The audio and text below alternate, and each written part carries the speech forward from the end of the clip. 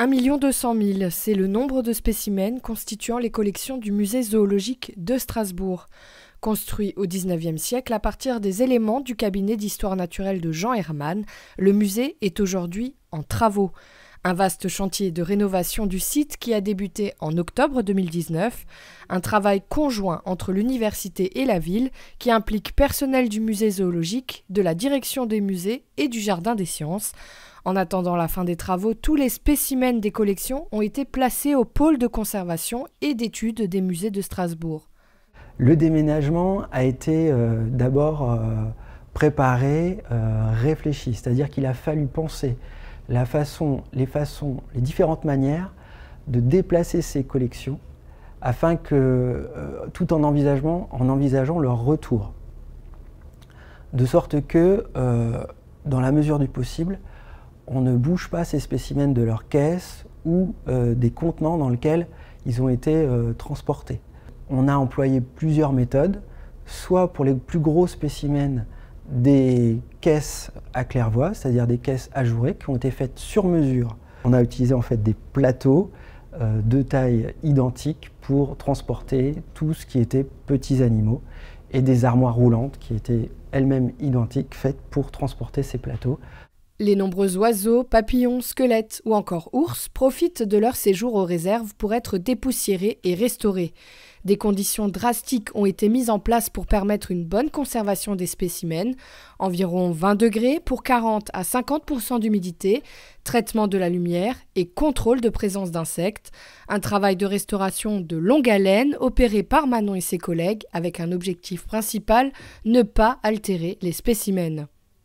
Avant de réintégrer le musée zoologique, le temps va se séparer en deux grosses phases qui sont à peu près de temps égal. Une phase d'étude des spécimens et une phase opérationnelle de restauration. Et la phase qui est actuellement donc l'étude, il s'agit de faire le tour de tous les spécimens qui vont être exposés, de faire des constats d'état, constats de leur état, quel type de restauration va être demandé et en fonction, ça définira la deuxième phase de restauration. En fait, le degré de restauration va dépendre beaucoup de l'époque à laquelle le spécimen a été naturalisé. Sur un spécimen ancien, on va très peu intervenir sur des aspects esthétiques comme la remise en teinte des parties nues, ce genre de choses, pour plusieurs raisons. Il y a les raisons scientifiques pour tout ce qui est prélèvement par la suite. On veut au minimum fausser les prélèvements que des scientifiques pourraient faire pour de l'analyse. Dans le cas d'espèces disparues, de spécimens types, donc on servi à décrire l'espèce à un certain moment. Et à l'inverse, sur des choses beaucoup plus récentes, on peut se permettre de pousser les restaurations de manière plus esthétique. La rénovation du musée zoologique intervient dans le cadre du plan campus. Le coût total des travaux s'élève à 15 40 000 €.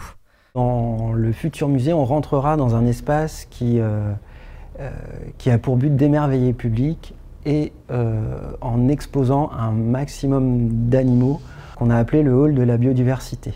Une fois ce hall passé, on pourra visiter des espaces permanents qui traiteront de l'histoire du musée, de la classification et une partie qui concernera aussi des animaux totems, dont notamment la collection de Blaschka, qui sont des modèles en verre qui n'ont jamais été présentés en totalité au musée ou ailleurs et qui auront leur salle spécifique.